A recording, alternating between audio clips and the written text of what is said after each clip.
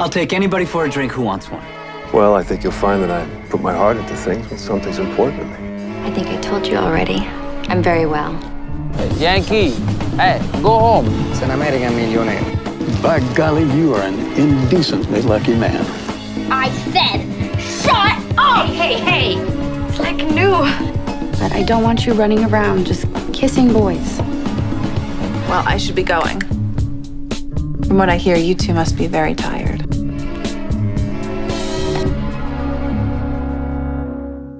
Welcome to Mad Men Men, the weekly show where we discuss a show that used to come out weekly. Each week, we take a close look at an episode of the AMC series Mad Men, which ran from 2007 to 2015. And we're changing the conversation of the show all these years later. One of us is a first-time watcher. One of us went through it one time back when it was airing. And then there's me, who refuses to stop watching it for reasons no one understands. I'm John Negroni, and I've always said that when you have no podcast, delay. Also here, of course, is Will Ashton, sporting an amazing new hairdo and black dress. Will, did you just get back from an Italian beauty parlor? I can neither confirm nor deny. And hello there, Mike Overholz. And let me just say, I don't like you leaving us alone.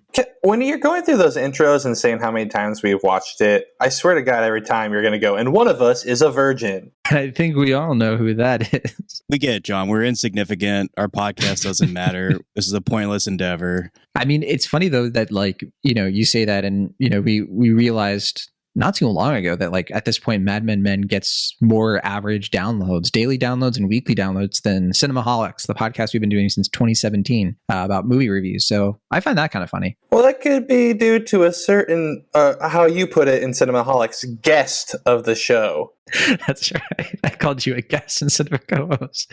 Maybe a small part of me, because I did say that realizing what I was saying, but I wonder if a small part of me said it just like out of like a subconscious sort of like, I just want to create a controversy with Mike. It hurt him. I don't know. Or it's a subconscious of how many of these I've actually missed. It kind of is like I'm a guest.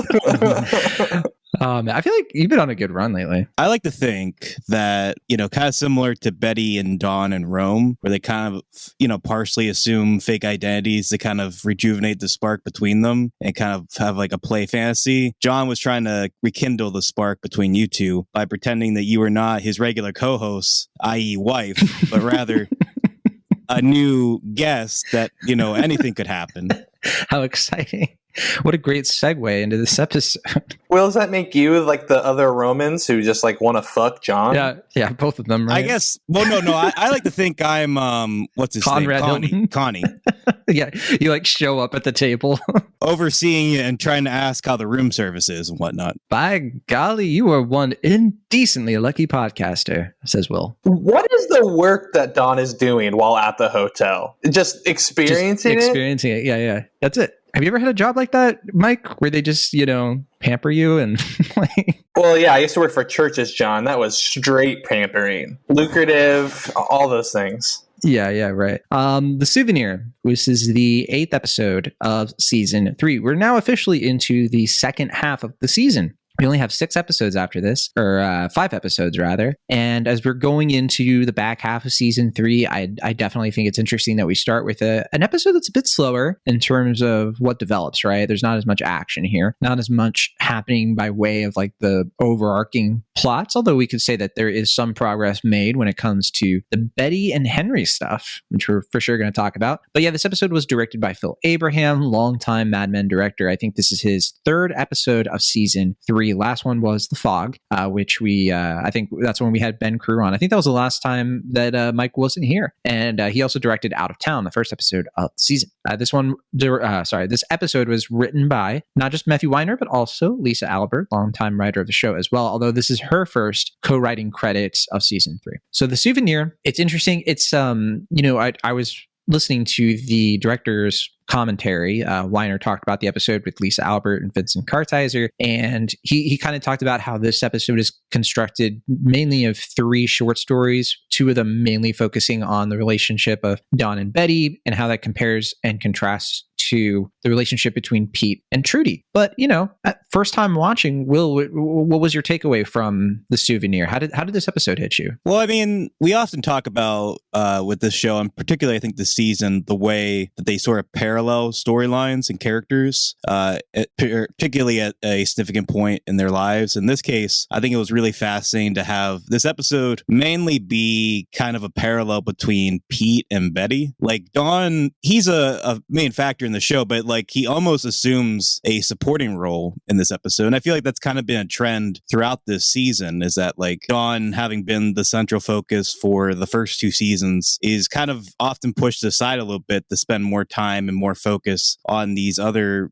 previously supporting characters in the show, to flesh them out, to kind of get a better understanding of the world and the people that inhabit it. But yeah, in this case, we see 2 people kind of stuck in their marriages, not really sure where to go, and they kind of assume either like affairs or would-be affairs to kind of like find themselves, or to kind of rediscover what they've been missing in their lives. And obviously they turn out notably different, and certainly not similar as far as the routes they go, but at the same time they are kind of searching for similar ideas and sort of things that they're lacking for different reasons with their partners. Yeah, that's very similar to my read as well, because I look at this episode as the kind of story or pair of stories that is really trying to communicate what it's like to be extremely lonely and to try to fill that loneliness with exciting romance, even when you're in a long-term relationship. And yeah, I know, Mike, you're not a bachelor anymore, but you've been a bachelor. You've been in Pete's shoes. I think all 3 of us have, right? And so we've been in that situation where, we're left to our own devices and we kind of have to like schedule out our day. Rewatching this episode, do you feel like it was, because when you watched it last, I think you probably were like a bachelor because you were much younger, right? So what was it like rewatching it now, like where you're at in your current, day to day? Yeah, I think it much more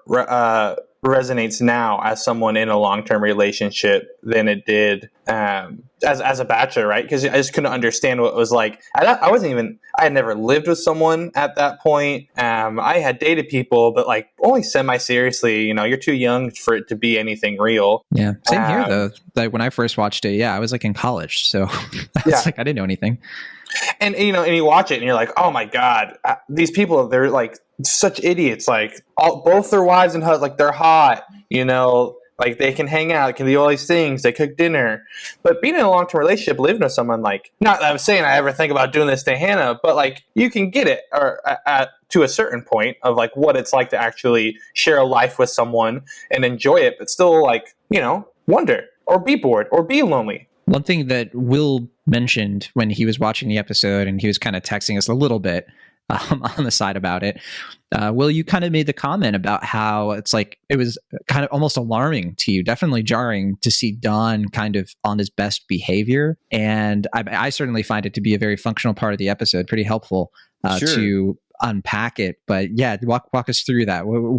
It sounds like you were going through a little bit of an existential crisis, seeing Don paying attention to his wife. Yeah, I mean, the alarm bells kind of went off because Don took his wife on a nice, expensive vacation. And it's like, this seems a little off for him. And then they have passionate, loving sex in a romantic location. It's like, whoa, what's going on? What's next?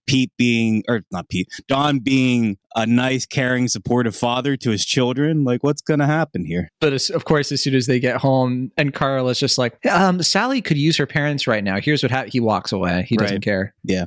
I don't know. I would say he does start the episode as a loving, supporting father. He comes home and the kids are catching lightning bugs in the backyard. And Betty kind of pushes him to do it, right? Yeah, he's just like, what are they doing out there? I feel like he wanted to. That was like I don't know. Was it more though he wanted to like hang out with them, or more of like lightning bugs? It sounds pretty rad. Yeah, I think he was interested in lightning bugs himself. But to Will's point, you gotta remember when he like went up to Bobby in the middle of the night and was talking about bugs and all that stuff? It kind of was like him trying to again reconnect with Bobby. It's like, don't you get it? The significance of the fireflies, Bobby.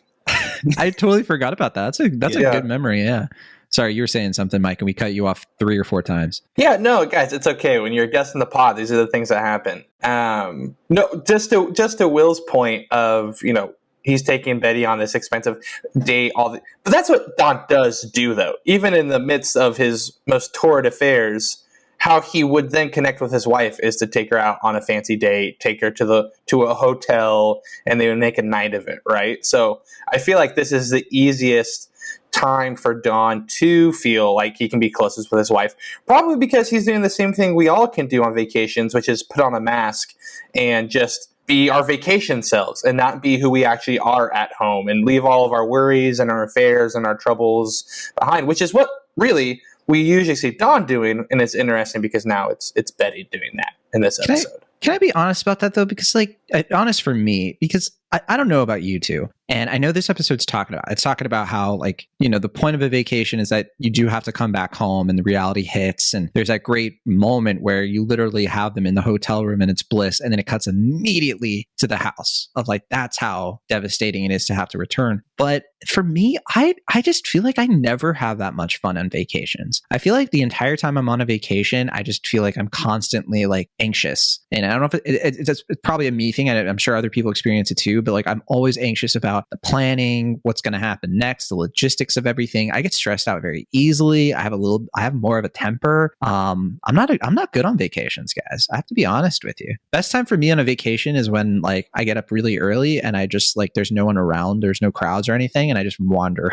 And I just feel like I don't buy into, I don't experience that same level of, like, romanticism, you know, of, like, going to another country that I think other people do. I don't know. Well, I mean, I was in another country, but I did just come back from vacation myself. That's right. Vacation, Will. Full force. And, you know, there's that moment where you get back and you're like, oh, God, I got to get back to work. My life's back in order again. I got to go on Cinemaholics. I got to go on Mad Men. I got to theorize about a show that came out in the 2000s and all that. But no, I mean, I think at least as far as this past vacation goes, because I've been in similar situations where, you know, like I feel like I'm away, but, like, mentally I'm still where I usually am. And so it's harder for me to, like, disassociate or disconnect. But I don't know. I mean, I will say this last vacation, not to brag, I was able to kind of move away from that and kind of just be present and, like, kind of avoid life in a way. Isn't that because you were going to every Margaritaville in the country in Canada? Mm-hmm. And so you were kind of distracted by all the Hawaiian shirts and the Jimmy Buffett cult?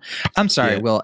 Listeners don't realize this, but anytime I watch an Eddie Burback video, I keep, like, imagining it's you because you guys look very similar to me, especially when you have the mustache. Yeah, I guess I was going to say, I figured it's presumably the mustache you're referring to. He has a much nicer mustache than I do, though. You've had a good one in the past, but we don't have to get into that today necessarily. Yeah, don't cut yourself short there, buddy. That's a nice seriously. Mustache. Yeah, the beard itself was glorious. Yeah, Mike, I don't know. I feel you've gone on some fun trips lately. You've been around. I've been around, not as much as you've been around, John. You know, Mr. I don't love vacations, but I'm going to go to, like, Japan. I'm going to go to every country over the course of 4 months and put every podcast on hiatus. That's what this dude starts 9 podcasts and visits 9 countries. That's the John Macaroni way. You'll understand when you reach this point in your 30s where it's like, okay, you kind of have to, like, before you have kids, you kind of have to get a few things done.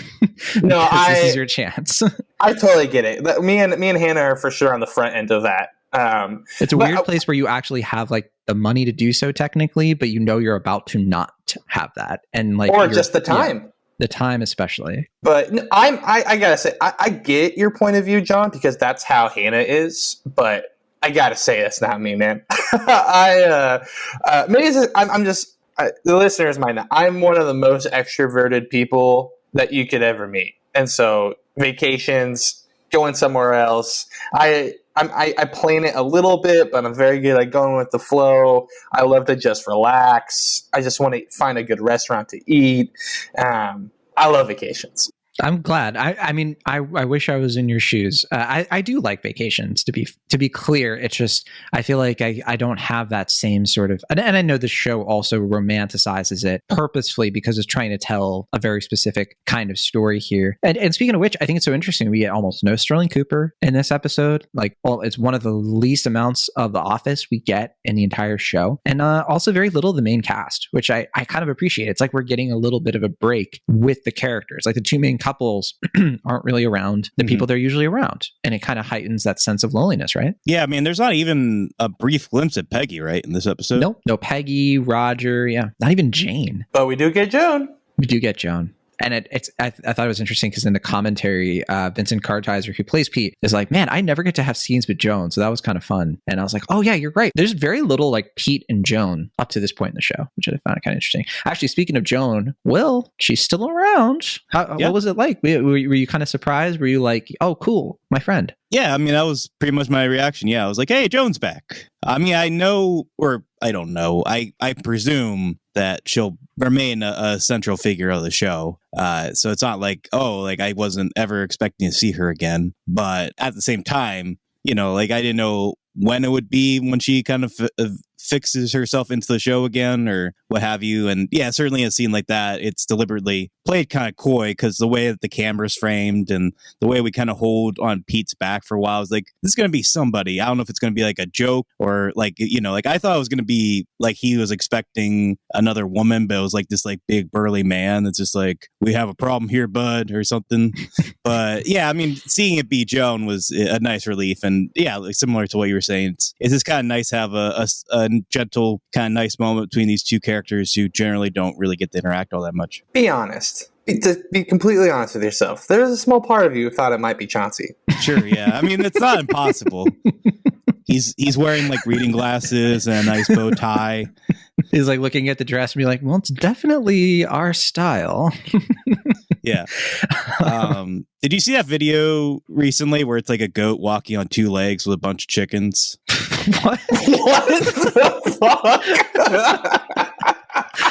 Hang on. There is a point to this. Oh, vacation Will's brain. What the hell? Just devil may care. You'll just say anything. No, I'm saying that's how I imagine Chauncey walking his new position at this dress shop. Well, they didn't even need to show Chauncey. They could have just had Joan be like, look, I don't want to have to bring this up to my boss. He could be a real bitch. And he just, they just do a cutaway shot of him in his office, just sitting down. Yeah, on the phone with his wife and kids, and you can tell he's just like about to lose his temper. Has a little martini. Another thing that this episode covers and addresses a lot is when men do nice things, kind things, but with ulterior motives. So you have Pete, of course, with the au pair, trying to cope with his loneliness and then, you know, doing something nice for her with an agenda, right? And you also have Henry coming in to save the day with Betty, clearly trying to get a little bit of a smooch out of it. Both things are pretty, I think, interesting to acknowledge for the time, and not just the 1960s, but also the late 2000s, because you do have the scene where I think it's unambiguously rape, like what Pete is doing to the au pair. And so like when I watch this, I'm like, yep, he's raping her, he's coercing her. He doesn't have like full consent, you know, and I think we should acknowledge too, like this is what the second kind of scene like that in this season, or was the thing with Joan and Greg last season? Actually, I think it was probably the end last of season 2. Yeah. Okay, thank you. So, you know, it's something that keeps happening. And what's interesting, you know, we've talked about how Matthew Weiner can be, you know, he's had some, let's say like he had a Me Too thing with the writer Kidder Gordon, you know, being accused of like sexual harassment. This is a show that, you know, this episode, late 2009. And, you know, in the commentary, he's having this conversation with Vincent Kartheiser and Lisa Albert about whether or not what happens is rape. And Vincent Kartheiser responds, he's just like, he's clearly not sure. And even Lisa Albert is just like, oh, she kind of gives him permission. And I'm just listening to this and I'm like, man, what a difference like 14 years makes. Because like these days, I think people have managed to like come to a place where they can acknowledge that like, no, like if you, because even Kartheiser brings up, because the reason he says he's not sure is he's like, you know, it seems like she's kind of like letting him do it, but also she's like, she has no power in this situation. And so he correctly recognizes that like as a German au pair, like they've even mentioned it at this point in the commentary that she kind of like, she apologizes to him, to Pete for like rejecting him. Right. And she's kind of like, she has no power because she's in this country and she kind of like quote unquote like works for everybody. And so like he has this secret over her. She has to kind of just deal with it or try to like put it away. And so it's like super weird to me that they look at that situation and they don't understand like the lack of consent. And then also that like in the episode that like they wrote, like she's literally like emptying boxes of Kleenexes the next day. Like what else is that supposed to mean? So I find it very interesting. I know I'm not trying to like character assassinate anyone. I do think that like people have had old fashioned views on this sort of thing. And, you know, I don't want to be like hounding anybody or anything like that. But yeah, I just thought that was very fascinating. It also just kind of shows the lengths we will go to like make like to be apologists for men, like in those situations too, and like justify things like that happening or make excuses. Those are things that are still happening today of why things were able to happen. Actually, I'm so glad you mentioned that, because Weiner even like says that like, oh, the audience is supposed to be on Pete's side when she turns him down and feel like, oh, she should be like, celebrating him. She should be nicer to him and stuff, is kind of like what he's inferring. And I'm listening to that. I'm just like, what the heck are you talking about? Like, he did something nice for her, and like she just is clearly uncomfortable. Like, and she clearly understands like what this is and is trying to push it away because she doesn't want it. And but he like clearly doesn't acknowledge that. And I think it's strange, because like you can kind of tell that Lisa Albert might have a different point of view on it, but she doesn't say anything because she's she's in a director's commentary with her boss. Like, what is she going to say? But also, she might agree with him for all we know. She seems to. I took it as pretty telling, not only in that we see her, we hear that she's been crying all day and usually doesn't get upset so easily. But I think it's supposed to be a commentary on the time that the neighbor confronts Pete, but doesn't really like attack him or like hurt him or accuse him really all that much, but really just kind of gives him like a stern like slap on the wrist, just kind of like, hey, look, you can do your business, but don't do it around here. Like, he's not criticizing her or criticizing him for what he did, but rather just kind of being like, don't mess with my affairs. Yeah, Kartheiser calls it like, this is the fellowship of men, where they have each other's backs when they do something wrong. And I'm like, yeah, unfortunately, like that is such a thing. Well, speaking of ulterior motives too, it's he's not doing it because the nanny is crying. He's doing it because his wife is upset that the nanny is crying. Him. Exactly. Yeah. He doesn't care. Yeah. I mean, there's a lot of that in this episode of like men just like not caring about other people, but they also acknowledge something that happens earlier when Pete originally does the nice thing for the German au pair. Her name is Gudrun. And they acknowledge that like men do this a lot, don't they? Where we feel like we want to do something kind for someone for the right reasons. And Kartheiser says this. Kartheiser is just like, men get off on that. Like, they get off on like trying to be like the hero, right? But like usually there's all this other stuff that's like packaged into it. And so it's such a weird paradox of like the people making the show sort of being accidentally insightful about something they don't at the same time seem to like fully contend with. So it makes it a fascinating show to rewatch for that reason, like so many years later, because like to see how things are, like how the commentary around this stuff has changed and how that informs, like even when the creators themselves didn't have that firm of like a grasp on like their own art, is I find endlessly fascinating. And you can do that with all kinds of other things too, like Shakespeare, for example. It's Asteroid City. I don't understand the ending of the play. Doesn't matter. Tell the story. You liked Asteroid City? I liked Asteroid City a lot. You know what I like more than Asteroid City? My good friend Will Ashton's review of Asteroid City. He did a good review of that one. Oh, yeah. Nice. Thanks. It was a pleasure to edit. Yeah. Absolutely. Are you wearing a hat around your neck there, Mike? Oh, okay, cool. I'm walking to a movie theater right after this, and so I'm wearing my sun hat because it's quite sunny. Nice. What are you seeing? Talk to me. Oh, nice. Yeah, I want to see that. I was going to watch that last night, but I was too busy. Are we doing a bonus review of that, Mike, or John? Anyway, it's going to be all relevant information for the listener when this episode comes out. Let's keep it on Mad Men, right? By the time they listen to this, it's going to be like the winter Christmas season. Okay, those are the main things I wanted to bring up. I think that like for me, I mean, we haven't talked about the Betty stuff that much in relation to the Henry sort of thing, but what did you think of that? What did you think of like how she seems to be really like excited by Henry and seeing him and everything? He gets the kiss. I keep going back and forth on how much that rattles her, right? And like why it does, and how, because she seems very excited by like Henry. Like she seems like she's being swept away, but I don't know. I feel like there's more to this episode than that, of like her just being like, oh, I could be with Henry instead of Don. I think it's going for something deeper, but I'm curious if you guys had different reads on that. I know, Will, when you first saw Henry earlier in the season, did you see this coming? Yeah, I mean, I don't know, especially their kind of nice little diner date. It was obviously very flirtatious. We were even talking about kind of before that, like, I don't think Henry is maybe quite as like vindictive or anything, but it does kind of seem like he's making a point of interest in this because he might want to get into Betty's pants. Like, I think there is definitely that desire, like, he wants something romantic with Betty, and clearly Betty is kind of yearning for that connection in a way that she's not really getting something meaningful out of her marriage, at least this time with Dawn. Like there was that, like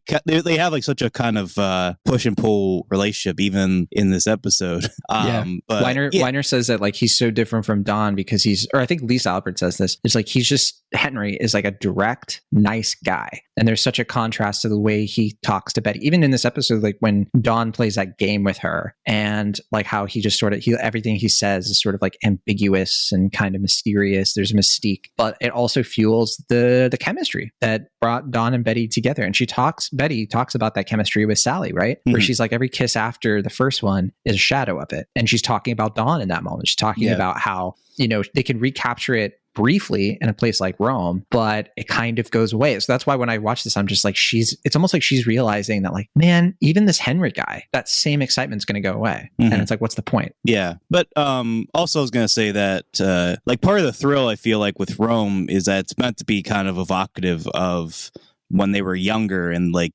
kind of more spontaneous and flirtatious as a couple. But it seems like, like obviously Henry is an older guy and he's like, doesn't hide it. He has like gray hair, he carries himself as an older gentleman. But then like even in Rome, even though it's kind of evocative of like their earlier relationship between Dawn and Betty, like there is something about it with Dawn being kind of older, and it kind of reminds her of Henry a little bit in that moment. Even with the two Italian guys like talking about like Dawn is like old and ugly or whatever. Like she tells Dawn that they said he was ugly, but they never said that he was old, which I think is kind of interesting. That's kind of the thing that might even attract, in part, Dawn to Betty at that moment, or Betty to Dawn. I mean, I think something that we haven't acknowledged that is also really important is that this is the perfect time for Henry to be coming into Betty's life. Because Betty's daddy just died, right? And she is so wrapped up mentally with this weird fucking relationship she had with her parents and specifically her father.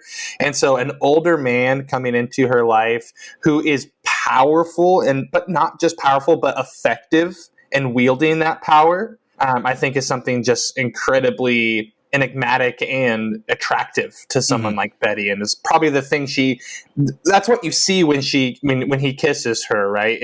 I think it's that kind of lightning she's feeling, but she can't really understand where it's coming from. Well, not just in her father's car too, right? But also she's wearing the outfit she wore to her father's house after he had the stroke.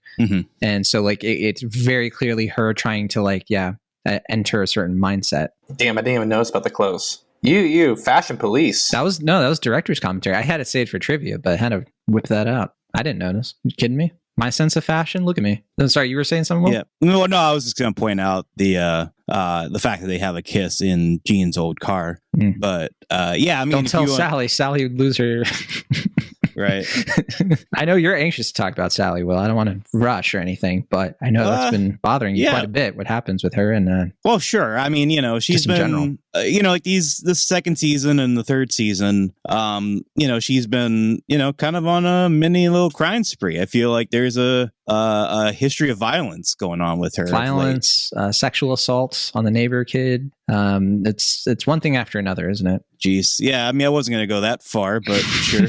Well, I mean, we were talking about consent earlier, and she clearly, there's that great scene too, or that moment where, she's looking in the mirror and her mother comes up and puts her makeup on, and like Sally's watching her just like fascinated, by her mother. And it's just like, you can see her like starting to like the gears are starting to like turn of like, that could be like what I'm like when I grew up, and this like feeling like she has to grow up and get to that point in her life. And it makes the conversation that Betty has with her later in the episode all the more compelling when like she's talking to her about like how to like basically giving her like advice on like how to treat men or how to like treat these situations with men, and how to like not cheapen herself or like cheapen her worth and things like that. And it's there's something kind of tragic about it, because you just sort of see like history repeating itself, or like on the verge of doing that in a lot of ways. Because there's even that moment where like Betty literally walks into the room, she looks at the fainting couch, which is of course the metaphor for Henry, and kind of implying that she's thinking about the kiss that she just had with Henry, right before she talks to Sally about, this whole thing about like the kiss with Ernie. One thing that is interesting to point out is like she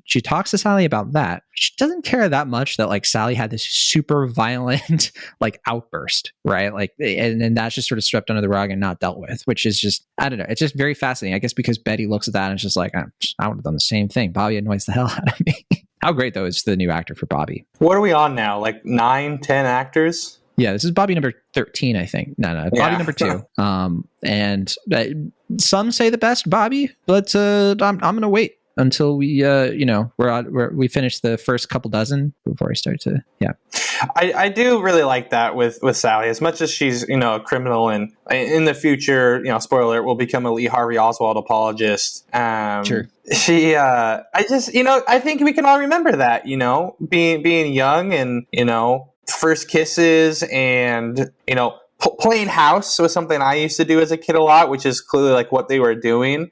And it's just like this, I think it's so interesting to juxtapose kids playing house and just wanting to be older and then seeing the loneliness of the adults in this episode who seemingly have everything that these kids are pretending to have. And yet it's, it's not what they want. All right. So I want to just kind of go through basically my notes on this episode and, include some trivia along the way. Let's put it all together. Why not? So when the episode starts, I kind of love how we see Pete reading the Ebony magazine, which, if you recall, he tried to like pitch to which one was it? Admiral, the TV people of like, oh, put your ads in Ebony magazine. And I just think it's so Pete that like now he's reading it. Like sure. On the one hand, like can't let it go, but also like he generally finds it interesting. Apparently, I think Betty should have been reading the Ivory magazine. Nice. Yeah. Is there an Ivory magazine, or are you just doing the joke? I'm just doing the joke. Okay. I mean, there are a ton of magazines. I mean, it's called Ivory magazine is just called Martha Stewart.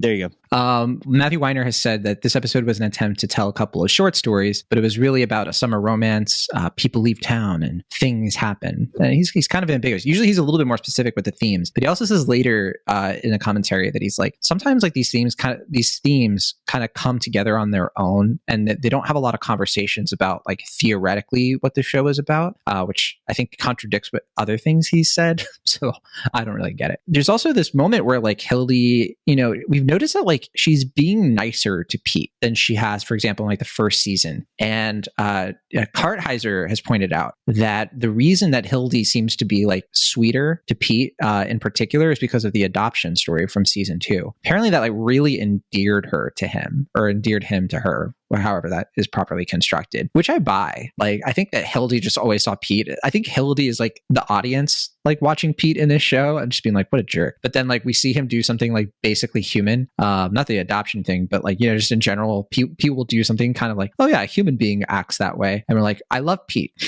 I mean, I'm not like that, but yeah, maybe some people. I mean, I would love if we got to spend more time with Hildy. I feel like she's always like in like 2 scenes max of the show. I think they were going to do more with her, but after the Harry stuff in season 1, I think they just moved away from using her character much. That's a shame. When Pete offers a drink to like, anyone want a drink? I'm buying all that stuff. The implication, according to Weiner, is that the smash cut means that nobody wants one, which I mean, I feel a little bit bad for him. It's like nobody wants to have a drink with him, but at the same time, I get it. I don't know. Do you guys think that Betty, why do you guys think Betty is so interested in this water project, the reservoir thing? Is it just because of Henry, or, is it also because she wants to keep herself kind of preoccupied, because it's said that like Don has been away a lot? So is it like maybe both? Is there one thing more than the other? I was kind of curious about that. Are you implying that she wants to get wet? He's not implying it. Yeah, there you go. But the water project obsession starts before Henry, right? I mean, he gets involved after she does. Well, she brings him up. Totally. Yeah. So I don't think it's, either that. My read on it is that, she just had another kid and she's fighting just becoming the suburb housewife and being like, it feels like this last kid probably ingrains her in it. So she wants to feel important. She wants to do something. She wants a little project. Although it's kind of, it's just, there's that moment, right, where Don, it gets on the phone and he literally writes down the phone number or whatever, like or the address or whatever it was on Betty's stuff, her like the stuff she's doing for the reservoir. It's like a very Dawn and Betty kind of moment. It's also just really great writing to show how much Dawn, lets her do her thing, but just does not give a shit or think it's important. Exactly. We get another fun moment where Pete is watching Saturday morning cartoons. This time, Davy and Goliath, which is a '60s cartoon, kind of. Yes. You're a fan, Will? Oh, I mean, I love stop motion animation and claymation. Any chance I can get, especially unexpectedly, to see a little bit of claymation, especially from the '60s, makes my heart aflutter. Same here. Never seen Davy and Goliath. I don't know the premise, but I assume it's great. I feel like I might have watched that one in like a Sunday school kind of program when I was younger. It looked vaguely familiar, but I don't know. Maybe, when I see it, I think of like Moral Oral, Sure. So. I mean, that's definitely Moral Oral is like modeled off of that type of animation, to be sure. I still need to see Moral Oral. I feel like that show is like 100% for me. I just have never gotten around to watching it. It is pretty good. I don't know if it would be too obtuse for you, but yeah, I could see you liking it. For me? Yeah. Wait, well, I'm curious what you mean by that. Well, you know how you can sometimes be like not obtuse? I guess. I mean, what do we mean by obtuse? Am I defining it right? I don't know. It's like when you look at a triangle and it's... He thinks you're more than 90 degrees, bro. Yeah. Like Mike's treating it like we're like some kind of like street geography class. Yeah. Yeah. We're all wearing like really big jackets. The actress who plays doing the sharks. The actress who plays Gudrun. I'm going to bring up her name actually here, but she actually is a German actress. And so apparently when they brought her in, Nina Rausch, apparently when they were bringing her in to do the role, she was trying to hide her German accent, and Weiner and them were like, no. We want you to actually use like a German accent. That's like part of the story here. And Kartheiser has said that like this whole thing where we're watching Pete kind of just wander through his day aimlessly, you kind of see that like he's lonely, he is vulnerable, which Matthew Weiner says, and when he doesn't have Trudy to dictate his schedule, that's what happens, right? And I think it's interesting because it's like, I get that, but it's also, I don't know, I wonder how relatable that is to people. Like, do you feel like that, Mike? Like you need to have somebody like do you find yourself kind of like reverting to a Bachelor when it's just you, like Hannah goes away or something like that? So Hannah was gone for 2 days, just last weekend, weekend before, and I did so many things. First thing I did was cleaned up my DVR. I went in and deleted like hours of things we were never going to watch and just like really tailored that down. And I watched a movie that she would never want to watch. There Will Be Blood. And, but then it's like, I live in that glory for about 8 hours. And then I'm like, well, that's it. Yeah, I'm done. I did the things. Yeah, it is. It's a strange thing, It's I always feel a little uneasy, when when the house sort of like energy like shifts, right? And like one person just isn't there for a long time. It feels really weird. I feel the same way when I'm away. I wonder if that like feeds into my like vacation anxiety, because even when I'm with Melissa, like on a vacation and we're having fun, it's like the house energy is like not there, and it's like I just wonder if like a weird part of me has this like insecurity or something for like home. Maybe I need to talk to a psychiatrist. I hear that Joan's husband might be the ticket. He might be able to help me through a lot of this stuff. I can't even finish that. I do love the show's commentary of like what a downgrade it is going from a surgeon to a psychiatrist. Like just what the doctors think of that. Yeah. I mean, even Pete kind of like raised his eyebrows a little bit, like, oh, okay. It is the 60s, though. Yeah, I would say it's even worse, isn't it? Yeah, well, because it's like mental health is important. Yeah, exactly. Yeah. And then Kartheiser says that when he's talking to the nanny, Kartheiser doesn't think he necessarily expects anything to happen.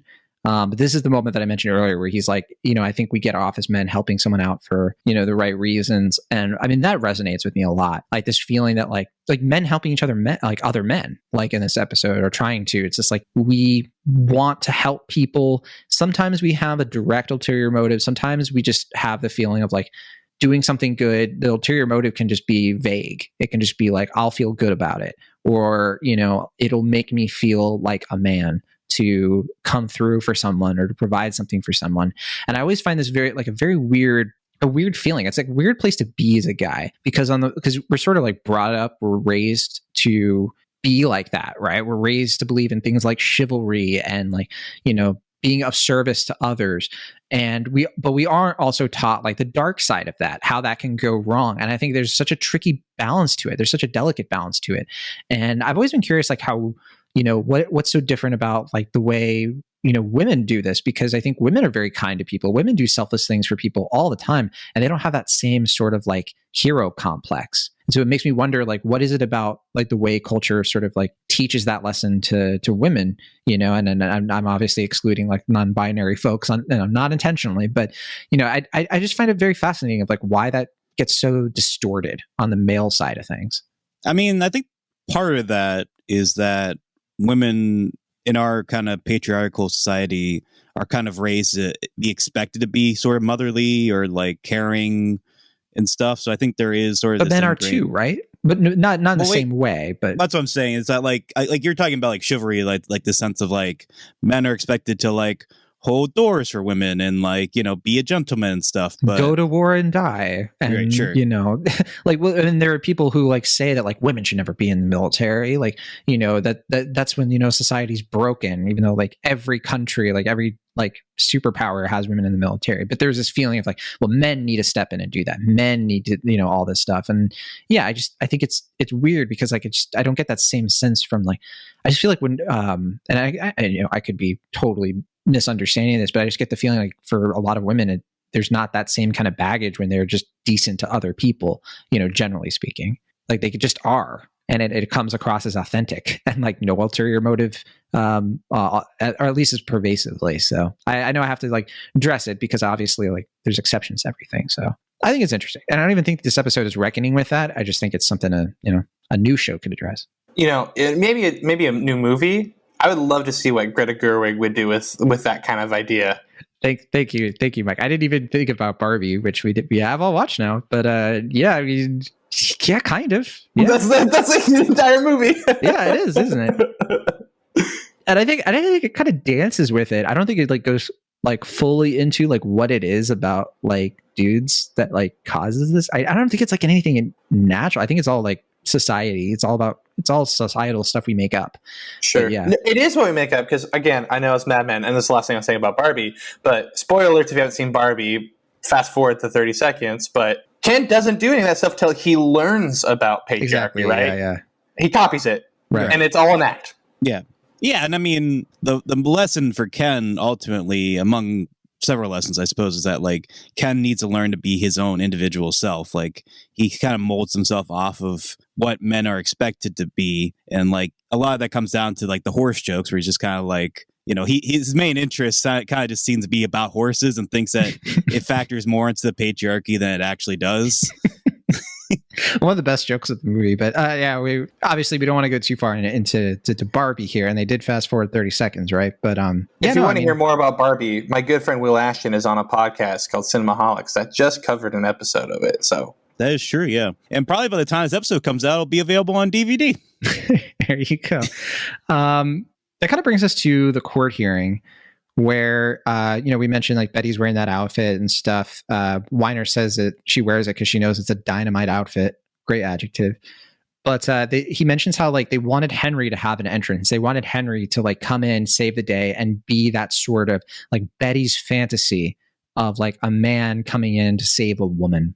And yeah, again, this is one of those things where I find myself a little conflicted on how much of this Betty really is entertaining and welcoming versus how much of her is also kind of conflicted. Like, does she really want it to go that far? Because later on in the episode, you see like she seems very guilty about the kiss. Like when she's in the kitchen with Dawn, you see like a look on her face when they hug and stuff. And I think that's the main reason why they don't let Dawn be too Dawn in this. Like he's, as Will already covered, like he's kind of caring. He's hanging out with the kids. He's kind of just being like normal. He's not cheating on her right now, which is just so funny.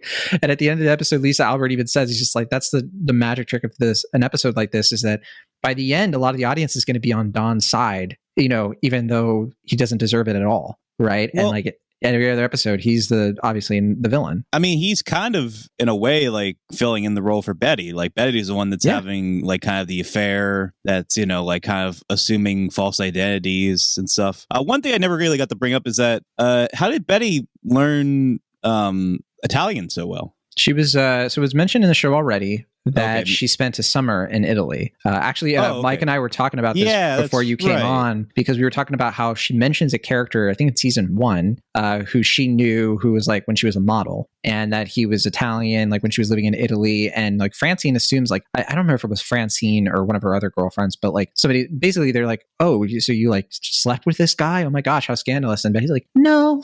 And I think the implication is that we have another kind of Salvatore situation where like a gay man kind of in the context of like, in this case, the 1950s. Mm-hmm. Yeah. I mean, thanks for reminding me about that, because I'd forgotten yet about her rendezvous in Italy as a model. Yeah. I mean, that's the interesting thing about the show, is that they trust the audience to just sort of go with it, even if they don't remember that, because in the context of the show, it's, it's been a couple of years since that was established, but you kind of piece it together.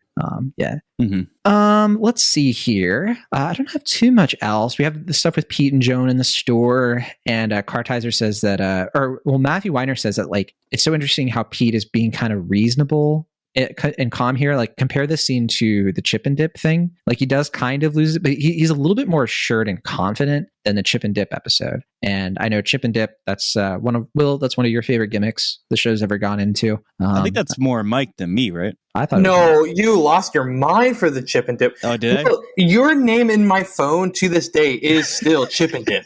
Is it really? Is that right? Yes.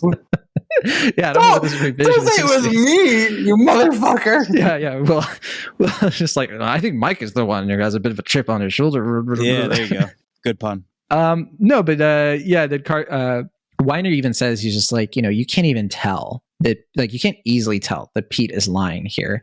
And Kartizer says, like, the faster somebody answers something, the more likely they're lying. And then Weiner kind of laughs that off. He's just like, not all the time. He's just like, for me, it's like, if I'm taking a long time, I have to like really plan out a lie. And he's just like, I was just trying to like lie about Cater Gordon, for example. And, I had to spend, I'm sorry, I'm being, back in Rome.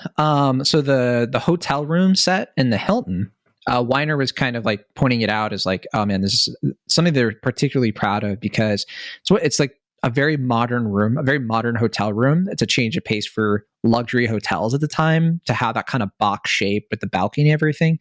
And apparently that is like a thing. Like I think we sort of take for granted what hotel rooms are like now.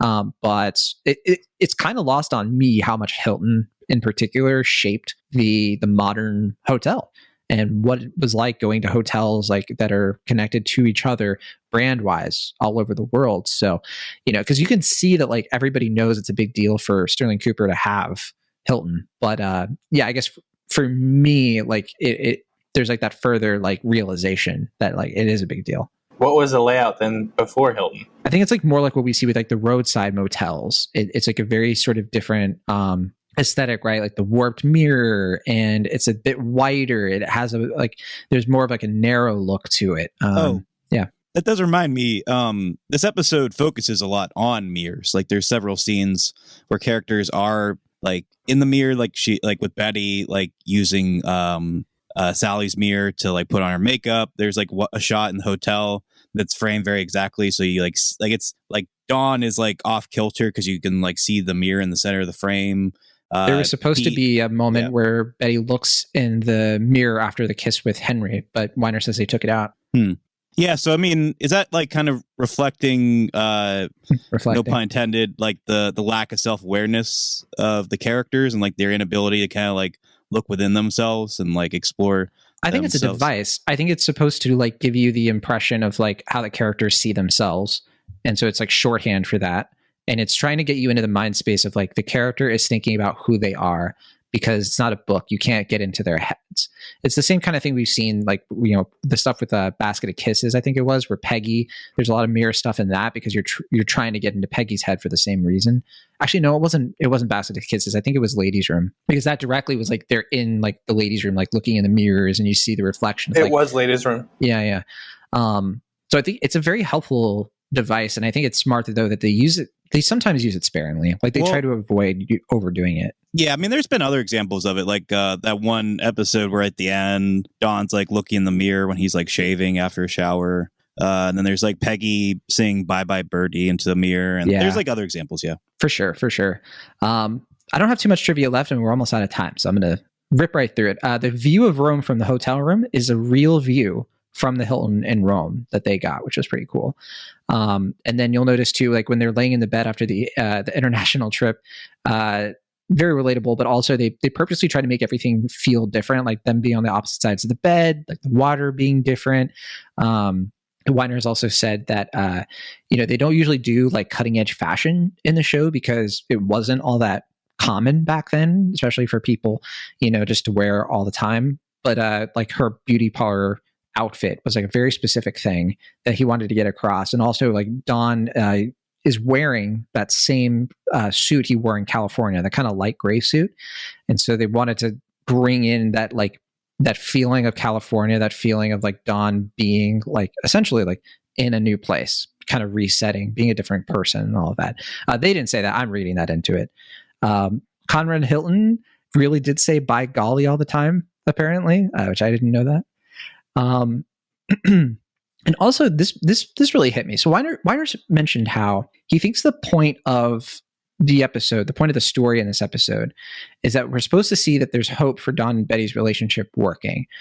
And like, this is what happens when Don gives Betty his full attention, even though we never really see that. But then that all comes crashing when they come back and Don immediately reverts back to not paying attention to his wife. And I guess that really hit me because it's like, I think we've seen that very clearly, but we haven't always seen it play out like with such a clear example of like how much Don falls short in that regard, in terms of like being there for his wife and really treating her as someone he genuinely loves.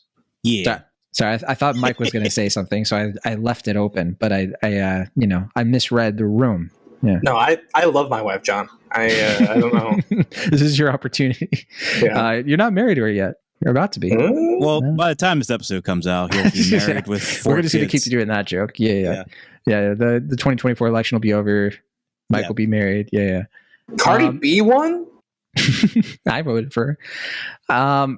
There's also this thing that Weiner says, and I'm curious if you guys are going to agree with this, because I find it questionable. But Weiner claims, like when we see Don and Betty the morning after they have their like passionate, thing, coitus, Weiner says like Don is always willing to be like this with Betty. Like he'd like for his life to be like this, but he still just doesn't do it. And I'm like, I guess he wants that, but does he really? Like I think I don't know. I kind of question it.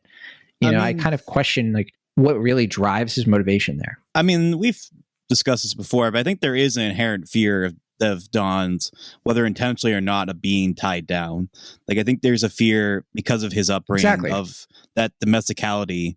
Like he's afraid that he'll be his father or something like that. So he always kind of leaves the door open for like leaving and like kind of assuming a new life, the hobo way or whatever.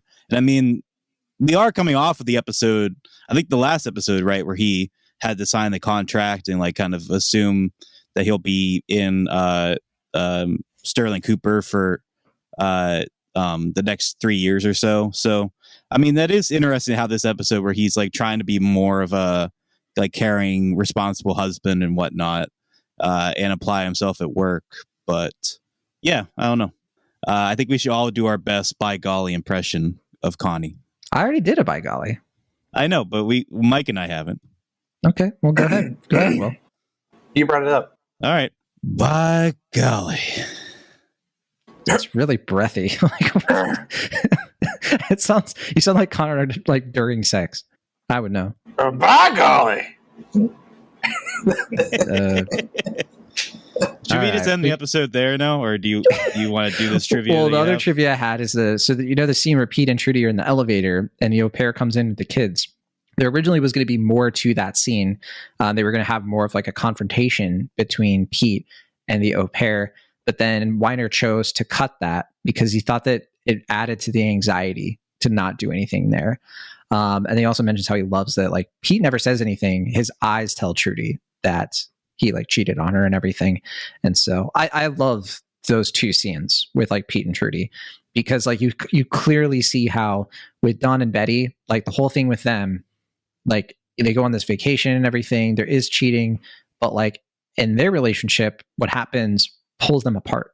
But with Pete and Trudy, you weirdly see them kind of brought together by the same kind of like infidelity, which I think is just a very fascinating study and look at like the differences in relationships and how people in relationships interact with each other, essentially.